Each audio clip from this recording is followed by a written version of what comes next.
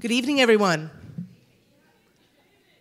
I'll tell you, today has been a wacky day. Started with learning about the Trade Center, basically going on an orientation and finding out how we're going to do business there because I'm now a member of the board. And then it ended up getting into a crazy little thing called garbage, where we discussed whether or not we were going to talk to the public or to listen to the public about this idea of changing the way we do business with garbage. Sanity prevailed, finally, after 3 hours, and we decided that we weren't going to have that meeting tonight. So I'm sorry I'm late getting here, but you don't have to worry about your garbage anymore. That's the good news.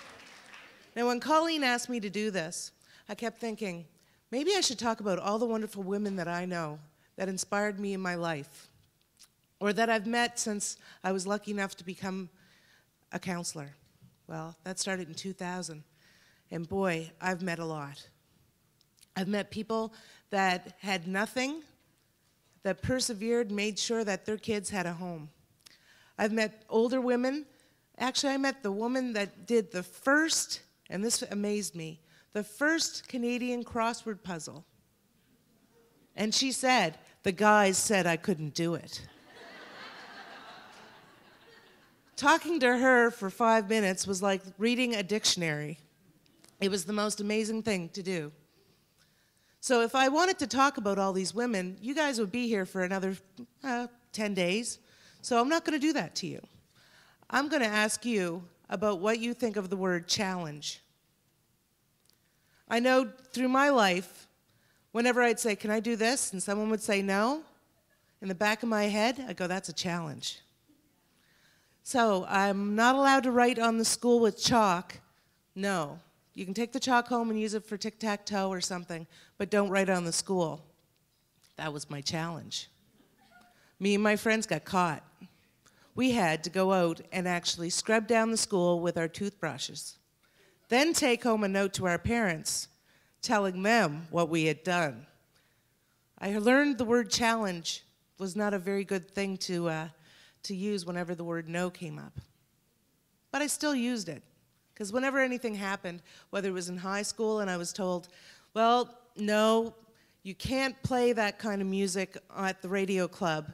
The Doors is not considered something that would be soothing for the radio club to be piped into the cafeteria at lunch. I took that as a challenge. Me and my friends decided that we were going to lock ourselves actually in the room with the turntables, and we played the Doors for 2 hours. And we could hear them out there. Mr. McSweeney was just banging, going, you know I can hear you in there. You're laughing. How about shutting off that music and putting on something a little more soothing? And we were just sitting there going, come on, baby, light my fire.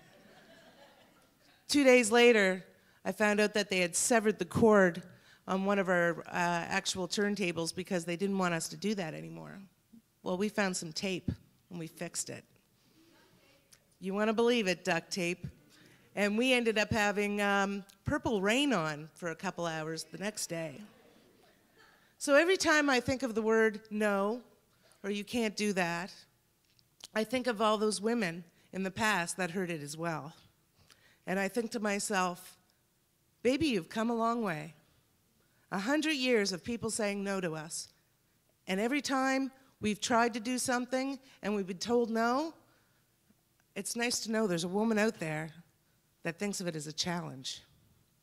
So please, whenever someone says no to you, take that idea, spin it around, and turn it into a challenge. I remember when I was starting the Neighborhood Watch down on Creighton Street, there's this gentleman that lives down there, and I think is the world of him. But he said to me, you're never going to change this area. It's always been like this. It's always going to be like this. And I put my finger up, and I went like this, and I said, Mr. Gannon, that's a challenge. It worked. We worked together.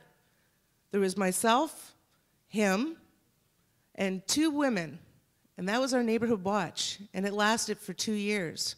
And as we started building out in that community, and our reputation kind of preceded us, Other people would call and say, Dawn, how did you do this? How did you get rid of that? Why is that happening? And I kept saying, because everybody said it couldn't be done. And that's what we have to remember, that everything can be done. You just have to figure out how to do it. And knowing that we have wonderful women in our lives that are innovators, and also women that, I tell you, the school idea, you rock my socks on that. I think that's just awesome. That's what we have to do, is take those kinds of things and turn them around and tell people, no is not a word in my vocabulary, but challenge is. So please, thank all those women that are in your lives that would not say no or not listen to the word no and go forward, and keep doing that, because you know, we still have a lot to do. We're doing very well in our own lives per se, but adopt your community and adopt that village in another country, in another continent.